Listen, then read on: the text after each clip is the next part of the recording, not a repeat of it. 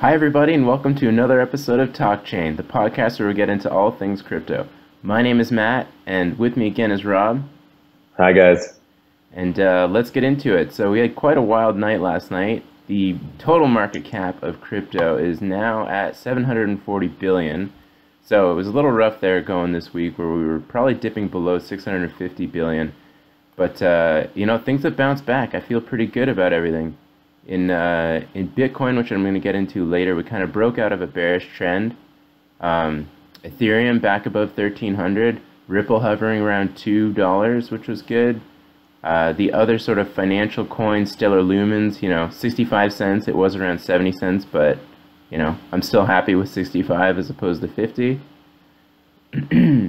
No, yeah, it's great. We're seeing double-digit gains all over the place lately, which is a pleasant surprise for everybody involved in crypto. Yeah, definitely. So I think, all the FUD that was going around this week about exchanges being banned and raided, that's sort of being shaken off now, and the wheat is coming above the chaff. Even though, Tron, still at 10 cents. Screw Tron. Tron looks like it's found itself a floor. It seems like whenever it gets kind of close to that 10-cent amount, it'll pop back up a little bit and kind of go back and forth. Yeah. So let's get started with Waltoncoin, Rob. So there was clearly something last night. It really went bananas. It went over like 100%. Yeah. Based on So Waltoncoin essentially joined the China Mobile Internet of Things Alliance, which, for those who don't know, it's basically every large telecommunications company in China, including Huawei smartphones, which is essentially the Apple of China, China Mobile, which is the biggest mobile network in China. I believe it's like 873 million subscribers. That's so crazy. Yeah, so I'm in Canada. That's 15 times our population, more than that. So yeah, you guys suck. It's actually insane the number of people that it's going to reach. And I guess the premise of this entire thing is Waltoncoin thinks that the Internet of Things is going to need a provider because everyone's operating on different systems. And Waltoncoin wants to be that provider, essentially the intermediary and the connector of all of these different telecommunications companies. So sorry, go ahead. Is that's really what they're trying to be? Are they trying to connect mobile companies, or are they trying to help individual mobile companies become, connect their Internet of Things? Because is it not like every single device is going to have their own attachment to the internet, but they're all sort of in their own network, like they're not connected very well? Right. So, well, my original understanding when I originally got involved in Walton was that it was primarily RFID technology that they were looking into. So, and that was specifically with regards to like clothing purchases. They would have these RFID tags that would automatically be added to the blockchain when things were purchased, and really you could set a number of clothing items at a checkout counter, and it would all just kind of register without needing a cashier or anything, and that would all log into the blockchain as well.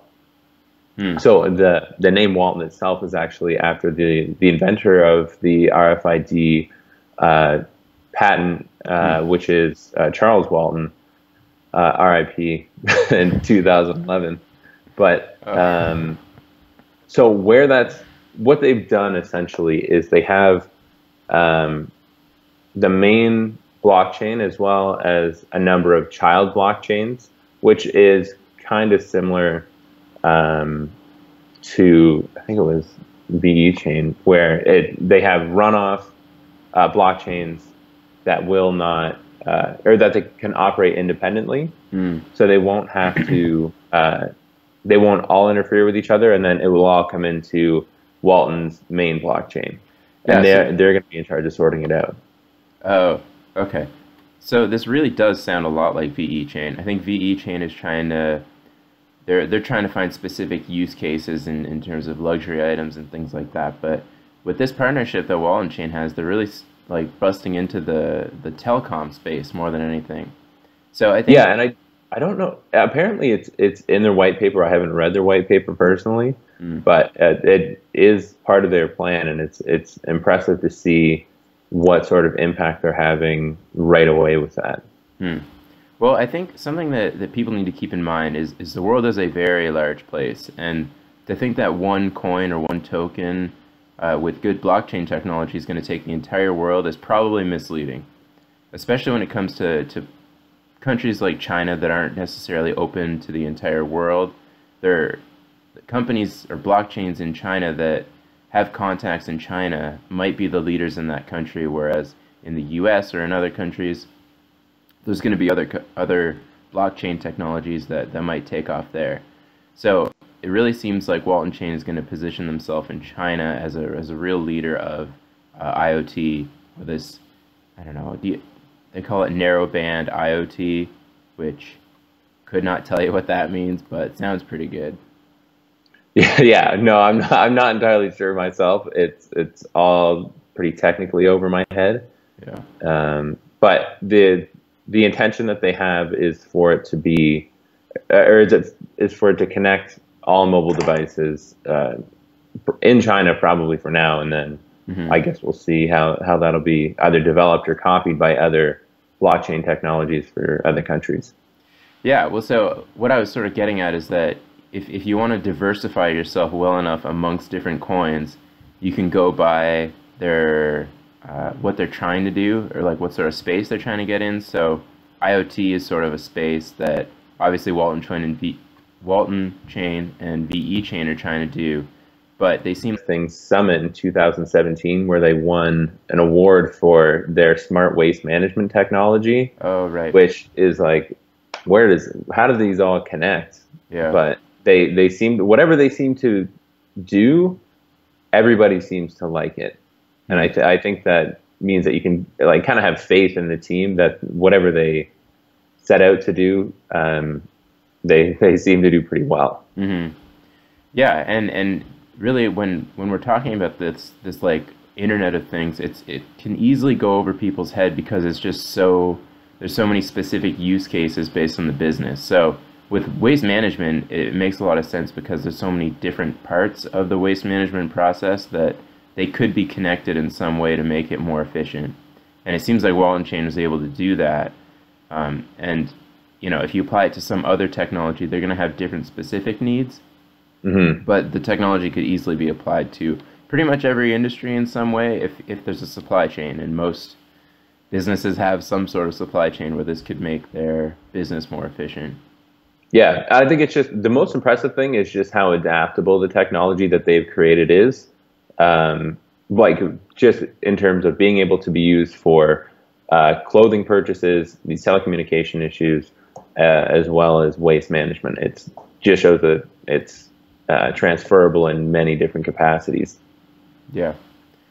So if we leave that for a bit now, I noticed there was other news about Russia legislating crypto. Yeah, so it looks like, so the deputy finance minister of Russia stated that buying and selling of cryptos will somehow be standardized. And the general idea is to buy and sell on official exchanges. I assume official exchanges means Russian exchanges.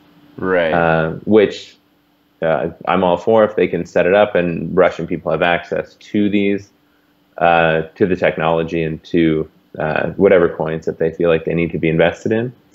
Yeah. I think it's unfair for a government to step in and tell people that they can't do something with their money that they want to do. Right. So good on Russia for opening their mind to that. Yeah, well, it really seems they're just trying to get out ahead of it. So it seems like the governments were sort of like late to the party when it came to the US, China, and South Korea, but maybe it's just not as Russians don't seem as interested in crypto yet, so it hasn't been such a big thing. Whereas, you know, all these people in these big countries, they saw the opportunity and jumped in, and then the government sort of had to play catch up.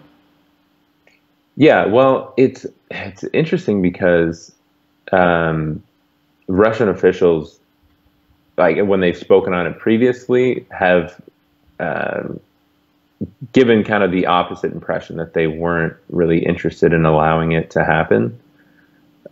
So I'm not sure what particularly changed their mind on that, but it will be interesting to see how that all unfolds and whether or not there's just going to be an official exchange. Yeah, and it just looks like it's opening the door for exchanges to come on in Russia and just let people buy, which is good because population is 144 million, which is a lot of buyers of crypto, which all we want right now are people to get in and wet their beaks on the crypto world like we are.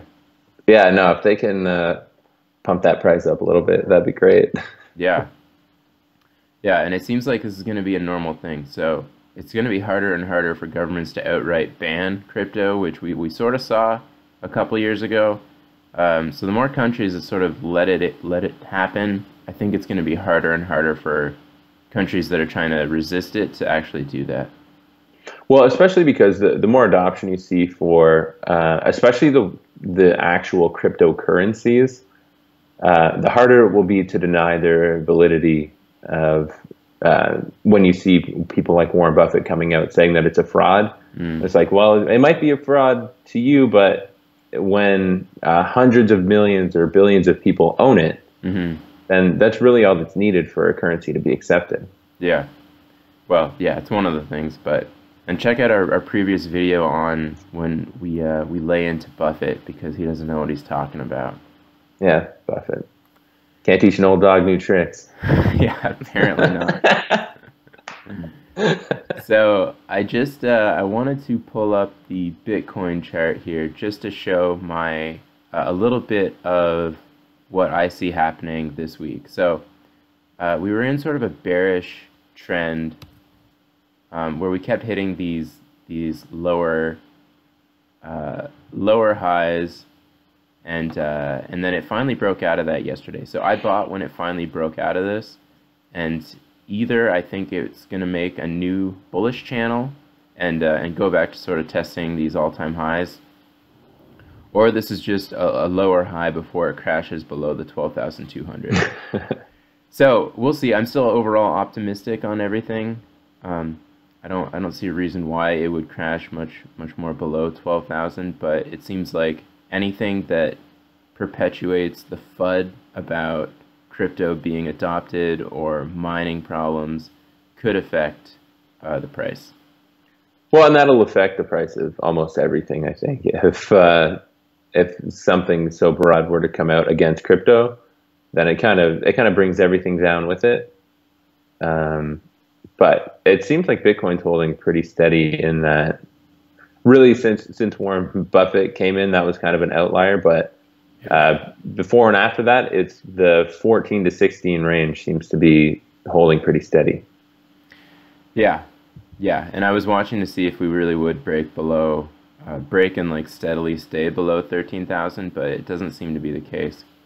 So I did buy, like I said, around 14,000, and I'm gonna hold on to it until we really reach these newer highs. But if we do maintain a channel, then I would suggest, you know, buying when it hits the line. So if I just draw this support line as we go up, and of course this is something that is subjective, but on these and not financial advice. That's very important. Right. So, but the point is, you know, these are suggestions that you can take, and definitely read more about different types of analysis to see if it works for your trading system. But I also noticed that Ethereum, if we're just going to talk about the big ones for a second, Ethereum is just shy of 1,400, and I was really hoping that when everything was dipping last week that we would see Ethereum sort of really get closer to 1,000 so I could buy in, but it really seems to not be happening, and it's maintaining its price where it's at right now. And it really seems like Ethereum, given how much it's being used and how many different coins, ERC20 coins and tokens there are, it really seems like Ethereum is a solid hold right now, or solid buy. Definitely. Well, it comes out every once in a while, and I think new people get involved once it does. That 92% of all crypto coins are run on the Ethereum network, Jesus. and it's exponential. So even if the other platform plays were to start getting their own coins on there, it still has a long, long way to go to even remotely catch up. Yeah, and you do hear about that a lot, but it's always like, the real use, like today's use of the platform is really what's most important. So it's cute if a lot of these coins or tokens or platforms have a lot of ideas, but the fact that Ethereum is the top dog right now and is the most attractive is going to keep it where it is right now. And there was that article. Did you read that article on Reddit about how Ethereum is, going to be worth 10,000 by the end of 2018? I didn't see that specific one saying that'll be worth 10,000. That would change everything. I think that would obviously mean that the flippening would happen, and it would be at number one by far. But if Bitcoin can't get its shit together in regards to the Lightning Network or more like SegWit adoption, I don't see how Bitcoin could continue to maintain any dominance in this market. You know what? It's so interesting that they're even compared like with each other when one is just a straight up currency and the other one is a platform for other currencies. Like they are in a similar space, but they're not necessarily related. I think the fact that there's crypto market caps that show like a price comparison does make it seem like there's a competition between the two, but I think they're just aiming for different goals. Well, it seems like they're in different planes, right? So Bitcoin is just what it is. It's only this, well, people call it either currency or store value, whatever you want to say. But Ethereum has much more practical, functional use. So they are in different worlds, but the fact that they're both tradable in this market makes them comparable. And the fact that they're both 1 and 2, number 1 and number 2 in terms of market cap in the market. Yeah, no, I suppose that's a good point. I guess if you compare them to Apple and Google, it's like they're in kind of the same space, but and we'll compare them in terms of overall market cap. But at the end of the day, I don't think it necessarily matters which one is number one, as long as the value sustains. Yeah, so I agree with you totally, is that all we really care about is the total market cap going up more than anything. And a lot of people seem to care about Bitcoin dominance. I don't think Bitcoin dominance is fabricated. There's no reason why Bitcoin should be dominant in this market other than the fact that it is the on-ramp for people to get into other cryptos. But we see that so many other exchanges are starting their own coins and their own trading pairs and new trading pairs, is that it's going to make Bitcoin less relevant, even though it has the first mover advantage and it's top dog. Yeah, no, definitely. It's going to be interesting to see how this all unfolds. There's some bold predictions out there saying that obviously the $10,000 Ethereum will happen by the end of the year, which will be interesting because I can't see. And people aren't just hoarding it and keeping it as a store of value like they are for Bitcoin. So I don't know, we'll see. But yeah, other than that, Rob, do you want to talk about the Ripple MoneyGram thing? Yeah, we can talk about that. Sure, let's pull this up. Yeah, so essentially MoneyGram clarified a couple of things. Well, really only one thing with respect to its partnership with Ripple. It's to be used internally only, and they actually never intended it to be used by any consumers at all. Right. Which kind of goes back to what I was saying a couple days ago about companies not necessarily wanting to use the Ripple coin and more being interested in the software. Right. So it's not.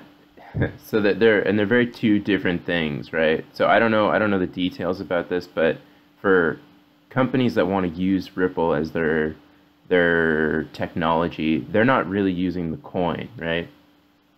No, I think they want to adopt the software to be able to make these quick transactions themselves Right. with whatever form of currency that they intend to use. Right. So that's kind of it's kind of interesting. But it does show that the partnership is still there. So it's nice that Ripple is finding these new partnerships and getting involved with other big companies that are involved in money transfer.